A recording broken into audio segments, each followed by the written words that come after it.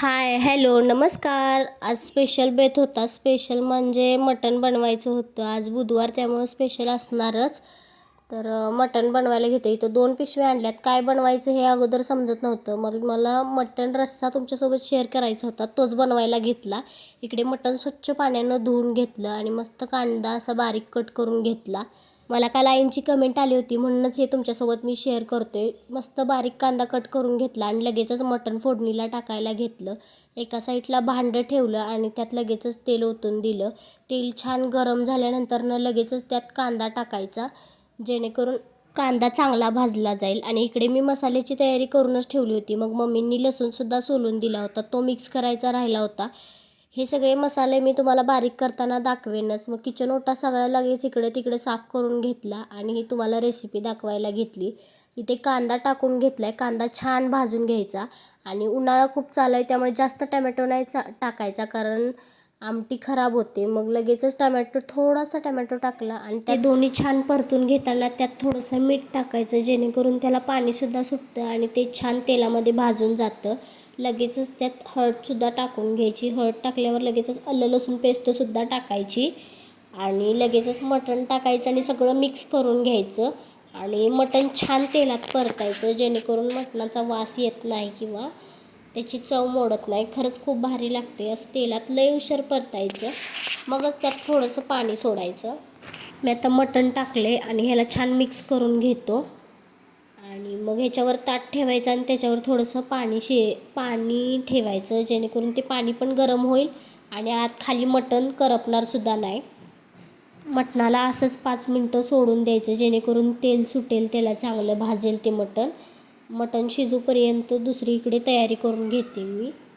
आता मटण सुक्का रस्सा बनवण्यासाठी मी मसाला काय काय वापरते हे तुम्हाला दाखवतो.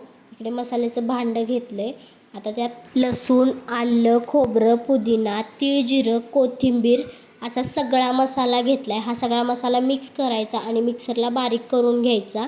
जेवढं पाणी लागेल तेवढंच ॲड करायचं त्यामध्ये, म्हणजे जास्त पातळसुद्धा नाही करायचं आणि जास्त घट्टसुद्धा नाही करायचा. जसा मीडियम साईजमध्ये मसाला बारीक करून घ्यायचा, जेणेकरून आपलं सुक्का आणि रस्सा खरंच खूप भारी होतं. आणि हा मसाला नक्की वापरून बघा. तुम्ही पण मसाला असा करता का, मला कमेंट करून नक्की सांगा. आणि माझा मसाला इथं बारीक झाला आहे. इकडं मटणसुद्धा शिजलेलं आहे. आता हे थोडं पाणी आहे हे त्यात ॲड करून घ्यायचं. थोडं थोडं पाणी घालायचं, एकदम पाणी नाही ओतायचं, कारण मटणाची चव सगळी निघून जाते. थोडं थोडं पाणी ॲड केलं की त्याचा अर्क त्यात उतरत राहतो, म्हणून थोडं थोडं पाणी ॲड करत राहायचं. इथं मी मटणामध्ये गरम पाणी ओतून घेतलं आहे आणि हा खडा मसाला टाकला आहे. लवंग, दालचिनी, तमालपत्री आणि मिरं असं सगळं टाकायचं आणि त्यात पाणी ओतून द्यायचं. आणि इकडे सुक्याची तयारी करायला लागलो आहे, म्हणजे की सुक्कं बनवायचं. इकडे कांदा बारीक चिरून घेतला आहे, जसा की लांबडा जसा आपल्याला सुक्याला लागतो तसा तुम्ही चिरून घेऊ शकता. आणि इकडे मटणसुद्धा शिजलं होतं चांगलं, जे की शिजलेलं मला काही कळत नाही, मी मम्मींनाच दाखवलं होतं. पण मटण शिजले असं मम्मींनी सांगितल्यावरच मी बनवायला घेतलं. इकडे कढई ठेवली. कढईमध्ये तेल सोडायचं. तेल चांगलं गरम होऊ द्यायचं आणि त्यात आपण चिरून घेतलेला कांदा लगेचच टाकायचा आणि कांदा छान परतू द्यायचा. मला खूप गडबड होती म्हणून मी लगेचच त्यात मीठ ॲड केलं, जेणेकरून कांदा लवकर भाजू दे म्हणून. आणि लगेचच त्यात थोडासा टमॅटो टाकून घ्यायचा आणि ते दोन्ही मिळून परतून घ्यायचं. आणि इकडे मटण शिजलं होतं म्हणून लगेचच मटण आणि अळणी वेगळं केलं, कारण मला रस्सासुद्धा फोडणीला टाकायचा होता. तो कसा टाकतोय तर तुम्हाला दाखवते पुढे, चला. इकडे कांदासुद्धा चांगला भाजला होता. त्याला अजून थोडासा ब्राऊन होऊ द्यायचा होता, म्हणून तो एका गॅसवर ठेवला आणि दुसऱ्या गॅसवर लगेचच कढई ठेवून त्यामध्ये तेल ओतलं. तेल चांगलं गरम होऊ द्यायचं आणि त्यामध्येच थोडीशी हळद टाकायची. हळद टाकल्यानंतर लगेचच चटणी ॲड करायची आणि जो काही आपण मिक्सरला मसाला बारीक केला होता तो मसाला ॲड करायचा. मसाला चांगला तेलात भाजला की तो लगेचच अळणीमध्ये ओतून द्यायचा आणि जेवढं आपल्याला पाणी वाढवायचं आहे रश्श्यात तेवढं आपण वाढवून घ्यायचं. जेवढं आपल्या हिशोबानुसार पाणी वाढवून घ्यायचं. असा माझा मसाला चांगला भाजला आहे, तो मी रश्श्यात ओतून घेतला आहे. आणि रस्सा चांगला उकळी येऊ द्यायचा, जेणेकरून रस्स्याला चांगला कट येईल. आता इकडे सुक्याकडे वळूया आपण. इकडे कांदा चांगला भाजला होता, त्यात लगेचच हळद टाकून घेतली. त्यातच लगेचच चटणीसुद्धा टाकून घ्यायची आणि आपण जो मसाला केला होता तोच मसाला यात ॲड करून घ्यायचा. मसाला चांगला तेलात परतून घ्यायचा. मसाला चांगला परतला तर सुक्कं चांगलं लागेल, त्यामुळे मसाला चांगला भाजून घ्यायचा तेलात. मी इकडं गरम मसालासुद्धा थोडा ॲड करतो आहे त्यात. गरम मसाल्यामुळे चव चांगलीच येते, कारण इथे खडा मसाला घातला तर तो दाताखाली येतो, म्हणून हा गरम मसाला थोडासा ॲड करूया. हा चांगला तेलात परतून घ्यायचा. हा परतून झाल्यानंतर लगेचच आपण मिक्सरमध्ये वाटलेला मसाला जो आहे ना तो लगेचच टाकून घ्यायचा. तो सुद्धा चांगला तेलात भाजला की सुक्का अगदी चवीला लागतं आणि अगदी झणझणीतसुद्धा लागतं. त्याला तरीसुद्धा चांगली येते, म्हणून चांगलंच तेलात भाजून घेतलं आहे हे. आणि लगेचच यात आपण जे सुक्कं साईडला काढलेलं असतं ना त्याचं थोडंसं पाणी असतं ते सोडायचं यात, जेणेकरून त्याचा अर्क सगळा यामध्ये उतरेल.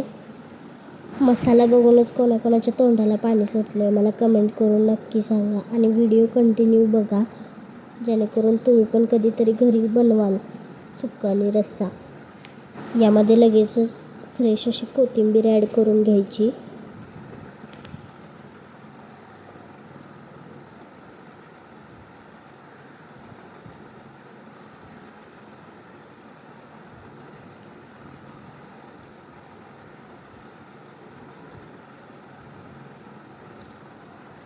आणि त्याचा अर्क सगळा ओतून घेतला की लगेचच मटणसुद्धा त्यात ओतून द्यायचं आणि सगळं मिक्स करून घ्यायचं.